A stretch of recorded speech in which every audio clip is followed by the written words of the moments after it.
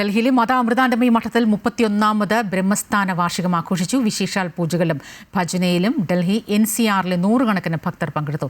ഡൽഹി ആശ്രമ മഠാധിപതി ബ്രഹ്മചാരി മോക്ഷാമൃത ചൈതന്യയും സ്വാമി വിജയാമൃതാനന്ദപുരിയും ചേർന്ന് ദീപം തെളിയിച്ചുകൊണ്ടാണ് പൊതുപരിപാടി തുടങ്ങിയത്.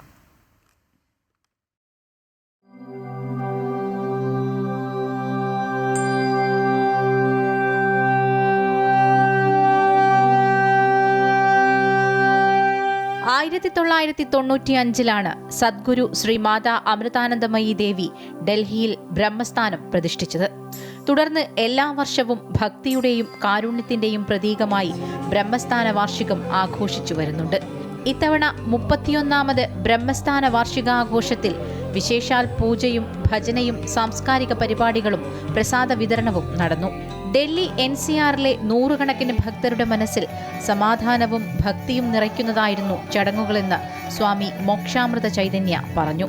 ആശ്രമം മുഴുവൻ മന്ത്രമുഖരിതമാക്കി ബ്രഹ്മചാരി ദേവാമൃത ചൈതന്യയുടെ കാർമ്മികത്വത്തിൽ ശനിപൂജ നടന്നു. Faridabad Amrita hospitals administrative director Swami നിജാമൃതാനന്ദപുരിയുടെ സത്സംഗം ചടങ്ങിന്റെ ആത്മീയ ആഴം കൂടുതൽ സമ്പന്നമാക്കി.